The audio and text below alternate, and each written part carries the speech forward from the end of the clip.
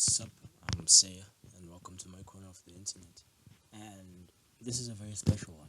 This is actually going to be one of 4 episodes that I drop before the year ends. And I wanted to chronicle my 2024 in media, in art.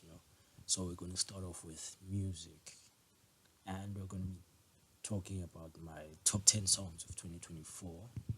But before we get to that, I kind of wanted to have a little discussion on 2024 as a year in music. So 2024 saw a lot of big things happen. And some people dropped their debut projects. A lot of established artists tried new things. And we had quite possibly the biggest rap beef in possibly our lifetimes. Who knows? Who knows in what 5 years has in store. But for now, Drake versus Kendrick kind of takes the cup.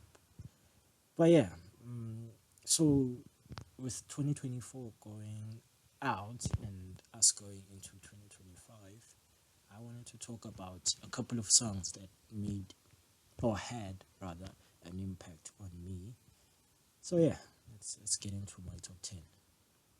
So at number 10, oh baby, you're gorgeous. Love everything. So Gorgeous is a song from Jaden's 2024 EP. I forget the full name of the EP, but it's a very long name. And the EP is only like 4 songs, Gorgeous being the third one. And yeah, it's a very beautiful song. It's the first time I've heard Jaden like genuinely leaning into his singing without like heavy auto-tuning it. Although yes, I feel like there is some auto-tune on the song, but like I feel like he's relying more on his natural voice this time. And I've been listening to Jaden since Seyr, so yeah, hearing him actually like be in his pocket with his singing was actually dope. Gorgeous is a dope song. It's a gorgeous song. And like the title suggests, he's talking about someone that's gorgeous to him and how she lights up his world. Yeah, gorgeous is a gorgeous song. So at number 9, Don't hesitate. Maybe overcompensate. Overcompensate is a song that was dropped as a single. I think, if I'm not mistaken, it was probably the first single that was dropped from their 2024 album Clancy. And I've yet to listen to the entirety of Clancy, but Overcompensate has just been a highlight for me. Yeah, it's 21 Pilots in their pocket, I guess, because they've always been those guys who kind of play around the alternative genre. I mean, with Trench, there were a couple of songs that had hints of reggae, hints of like R&B.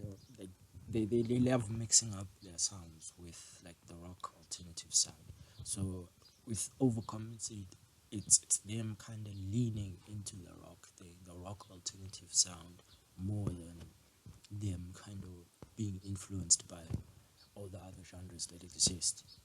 So yeah, Overcompensate is a dope song too, man. It's a pretty dope song.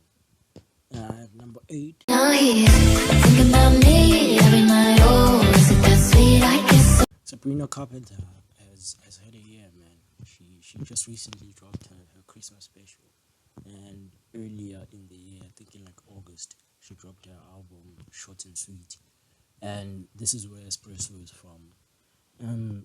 Again, just like Clancy, I haven't like had a chance to fully dive into Short and Sweet, but Espresso has been a highlight for me. I mean, it's just a dope song. It's a dope pop song. Like it's not much that it's not a song that demands like very much of you. It's a vibe song, man. Sabrina's lyricism, while yes layered, it's a bit simple also, and yeah, Espresso is a dope song, man. It's a dope song. So okay.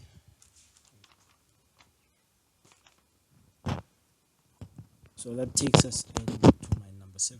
To be beautiful is to be haunted. So the the story behind this whole song and the entire album that surrounds it is kind of weird. So Childish Gambino first dropped the album in 2020, right as COVID started, like in March, right as COVID started, and we had all the lockdowns and everything, and the entire album was just named by the date it dropped. The entire project was named after the date it dropped on, and all the songs on the project, aside from Algorithm, were just named after where they start in the track list. Like, say the first song is 0 minutes 0 seconds, and then the second one is, let's say the first one was like 3 minutes and 30 seconds long. So track 2 is 03:30. So yeah, it like went on for the entire track list of the album until early this year when he decided to pull 3:15:20 from streaming services, and then a week later he dropped Ella Vista, which was essentially the same project, just reworked a little, remastered. He worked on a couple of tracks, and that's where To Be Haunted is placed. And unlike the past two songs that I mentioned, I've actually listened to Ella Vista multiple times. It's one of my favorite albums of this year. The cover is just white with Ella Vista written on it. And yeah, it's a dope project, man. I mean, also I was listening to it when it first dropped in 2020, so I guess you could say it was kind of like revisiting a project that I'd forgotten about a bit. And also he added a track that wasn't on the first track list, which was Human Sacrifice, which was a song, as a Childish Gambino fan, it was a song I've been waiting for him to drop, you know. So yeah, it was pretty dope having to also like listen to Human Sacrifice whenever I wanted. So yeah, that then that then takes us into number 6. She said, take your time, what's the rush? Mud is actually the title track of the album Mud, which I'm not sure when exactly it dropped, but I think it dropped in like September, October. I can't remember properly, but yeah, Mud is an R&B track, and the entire album, like it's Leon. Leon is an R&B artist, a phenomenal R&B artist. That he was also an actor when he was growing up. He's a phenomenal R&B artist that is actually written on a number of other artists' songs, and yeah, it was pretty dope having to hear his own work. I know it's not his first work, but it was the first time that I heard a project from him, and it was pretty dope, pretty phenomenal. As I hope you know, I'm a huge fan of R&B, so I'll always be there for an R&B artist, man. So yeah, let's take it to number 5. I got this feeling nice. Alright. Alright is actually a song from last year. So Alright is actually a song from last year's project, but I decided to include it because Victoria dropped a deluxe version of Jaguar 2 this year. So technically it does still count for this year. So yeah, Alright is a K Tronado produced song, and if you're a fan of K Tronado, you already know it's gonna be a banger. Like K Tronado is never disappointed, and Victoria also has never disappointed with the lyricism, the voice, and also that video, that music video, man, dope as hell, directed by Dave Myers. Yeah. Yeah. So that takes us into number 4.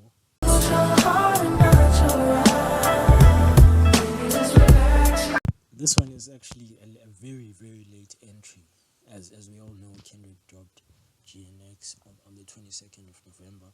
So this is a very, very recent addition to this list that I've been like this list has been evolving through this entire month. Like I started working on this list on, I think, the 2nd or the 3rd, if I'm not mistaken, and it's the 11th today. So yeah, this list has been evolving for days on end, which is also the reason why the video has also kind of been delayed. But going back to Hot Pot 6, as we all know what happened in May. Okay. As we all know what happened in April, May, Drake and Kendrick went at it, and one of the songs that were dropped by Drake, I think it was the last song of the entire beef, was titled The Hot Pot 6, which was actually taken from Kendrick's Hot series, which is a series of songs he drops right before he's about to drop a project. But in this instance, because of the whole thing, we just decided to include it in the entire project. GNX, man, GNX is phenomenal, man. I can't stop listening to it. It's probably, I want to say this. No, I'm not gonna say. Okay, let me say this then. It's my second favorite hip hop album of this year, because I do actually have one that, in my opinion, surpassed GNX in sound, in concept, in lyricism, and then we'll discuss that when we get to episode 2, when I'll be talking about my favorite albums of the year. But going back to Hot Pot 6, Hot Pot 6 as a song itself, it's dope, man. It's dope as hell. Like, I feel like if you know what happened in April, May, then it makes sense why he dropped this song, right? But he didn't have to go as hard as he did on the song, because most of the song is just him discussing the come up, him coming up with his TDE brothers, your J Rocks, your Schoolboy Qs, your Absols. You know, he was talking about those olden times when they were still hustling, when they were still hoping for a record deal, when only like one of them was making it out, and the other ones were just starting. You know, yeah, it's the story behind it is incredible. The instrumentals, that Spanish guitar that begins the song, it's like everything, man. It's an incredible song. It's a dope song. Very delicate also, but with how he talks, with how he talks about the people in his life, you can tell he does it with intention. You know? Yeah. So yeah, that takes us into my number 3. I don't wanna be found. I don't wanna be down. I don't wanna be found. Thought I was dead. Yeah. So spoilers for the next episode, but this is actually the project I was talking about when I said there's another paper project that has my heart more than GNX, which is Chroma Copy by Tyler the Creator. Also a late release. It was released like a month before GNX in October. I'm sorry, in October, with Tyler dropping the entire album on a Monday to I guess to kind of prove a point. And honestly, aside from the musical the music, and aside from the music, the idea of Tyler dropping an album on a Monday and then that album staying on the charts, atop the charts rather, for 3 whole weeks after that, I feel like that says something also. Like it also speaks to what he was saying, that artistry, like you recognize artistry whether it's like Jesus, you recognize artistry whether it's conforming to the rules that are set in place, or whether it's deciding to go the other direction. But yeah, going back to Thought I Was Dead. It's a song with Tyler the Creator, Schoolboy Q, and Santi Gold. That first Tyler the Creator verse. Wait, sorry. That first Schoolboy Q verse, incredible. And then it goes into like this midsection with Tyler saying, "I don't want to be found," and then it goes into his verse, and yeah, no, he just stomped on everyone and everything. He first starts with addressing the whole Ian thing. So I think right after the whole beef thing, Tyler had an interview where he mentioned how all of these white kids seem to mimic blackness. They mimic what they think is the culture, and they sell it back to their own kind with mm, with none of the people of color gaining.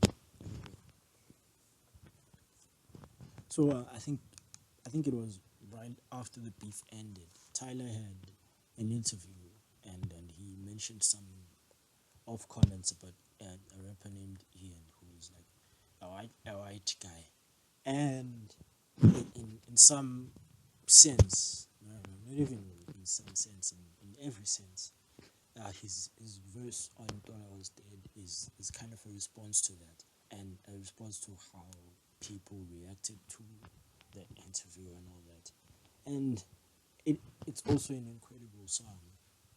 Just outside of that, "Thought I Was Dead" is just an incredible song about, well, Tyler's just saying that you niggas thought I was dead, and here I am. So yeah, then let's go into. So yeah, let's go into my number two. I don't wanna waste it if you ain't got time. It's feeling real good. Hold on is from okay. So hold on is a Kitchenada song featuring Don Richard, taken from his 2024 album Timeless. And yeah, Timeless, man, Timeless.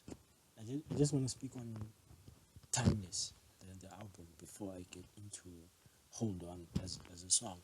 So Timeless. Timeless. I mean, the intention behind the album was to make timeless music, as the name suggests, and I feel like Teacher achieved this in spades, man. The features, the production, uh, like Teacher has always been a musical genius, but I don't know, man. With this one, he just in the same vein as like your Kendrick's, like I said with Kendrick, that he wanted to make sure, and he had to make sure that like you knew who he was.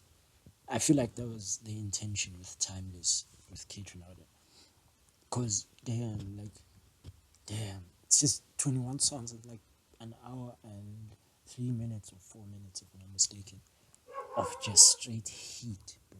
Like from track 1 to track 21, it's just K-Trap showing off. But yeah, let's go back to Hold On. Hold On is actually my favorite song on Timeless. And yeah, man, it's an incredible song. It's an incredible song. I don't really have the vocabulary, or the musical vocabulary rather, to say he did this and this and this, and then he added this and that and that. It's just I can only speak on how these songs make me feel, and what I like can hear and appreciate in the music, and in the lyrics, and all that. And yeah, no, Hold On is phenomenal, man. It's fucking phenomenal. We're supposed to get into number one, but before we get into the number one song, I kind of wanted to have some honorable. I kind of wanted to have some honorable mentions for a couple songs that didn't make it into my top 10 list. So yeah, Run by Willow, which was taken from her 2024 album Empathogen.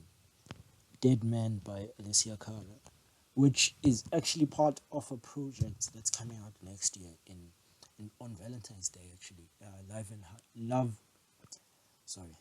Love and Hyperbole. And I'm a huge Alicia Cara fan. I am eagerly waiting for Love and Hyperbole. And Dead Man is also a fucking phenomenal song, man. Fist Bump by Durant Bernard. This was taken from his 2024 EP En Route. Black and Blue by Vince Staples, taken from his The Dark Times album. Noid by Tyler the Creator from Cornucopia. Tell Me by Joey Badass and Chloe. This was actually just a single. Well, just right now, it's just a single. Past Myself by Fila La La.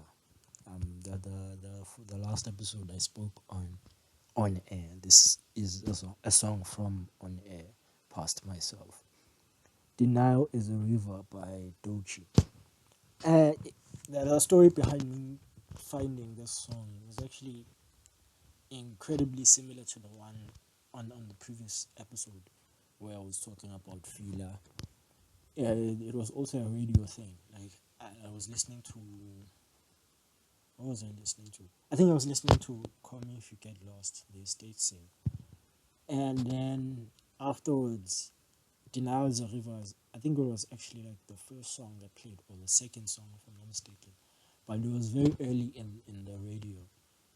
And I knew of Dochi, but I hadn't yet heard any music by her. And then that song got me to listen to Alligator Bites Never Heal, which also is one of the most incredible projects from this year. And yeah, Dochi is an amazing artist, man. I can't wait for the debut album coming out next year. Nasty by Group Therapy. Nasty by Group Therapy, which was taken from their debut album. I was mature for my age, but I was still an adult. Okay. I was mature for my age, but I was still a child. And Seams by Zulu Mecca from the EP of the same name. So yeah. So now let's get into my number one, which if you follow me on Instagram, I feel like this might be like the most obvious thing on the planet. But my number one is Euphoria. Actually right after the beef ended, I took some time and actually like listened to both artists' songs in the order they were released in. So I went with like First Person Shooter, Like That, yeah. And the one that has always stood out for me, and to this day I feel like I'll preach this until maybe someone like another rapper does something even better than this. But I feel like for me, Euphoria should be a blueprint on how to do a diss track. Like if any rapper takes like any lesson out of this, outside of all the other lessons that Kendrick has been trying to teach us, but if you do take a lesson out of this, if you want to do a diss track, do a Euphoria. I'm not saying like do something similar to Euphoria, but like you see how the man approached the song.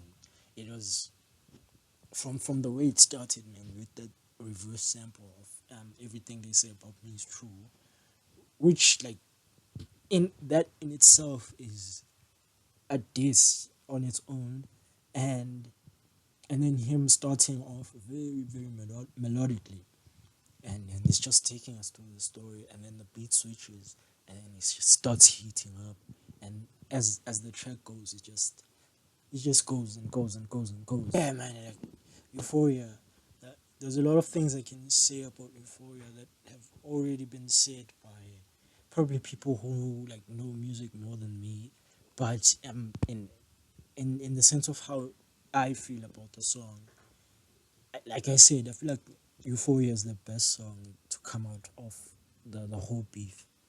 Euphoria was Kendrick showing Drake that, like, just from the beginning of this whole thing, you and I are not on the same level. Like, it was him for 6 minutes just clearing up the differences between him and Drake, and how Drake would never be able to do a song like Euphoria. Like it was him clearing so many things up even before this thing got ugly, and it got to places that it probably shouldn't have gone to. Like they accused each other of some insanely heinous things, like things you genuinely go to jail for if you're just a normal citizen. So, like outside of the, because Euphoria doesn't, like he hints about it, because there's that line that my music electrifies them, your music pacifies them. I can double down on that line, but spare this time. That's random acts of kindness. So he was alluding to it, the whole thing, the whole PDF thing, but because he didn't really like go into it, and he just focused on showing us and showing Drake the differences between Kendrick Lamar and Drake. And yeah, man, Euphoria is. I feel like this song should actually, there's this trend, I guess, yeah, trend of college students, colleges rather, colleges in America, starting up courses based on huge stars. Like there's a course on Taylor Swift, there's a course on Beyonce. Honestly hope at some point we have a course not on Kendrick but on Euphoria, like where the entire semester, it's just the class breaking down every single line, like in its rawest form. Because wow, yeah, no, that song is timeless and ageless, and that song, I feel like I feel like I'm gonna be repeating myself a lot, but I feel like that song should be a blueprint on how to do a diss track. But yeah, outside of Euphoria being just a phenomenal song, thank you for joining me on my corner. I hope you stay blessed, you stay peaceful, you stay fed, you stay managed. Yeah. Till next time, peace.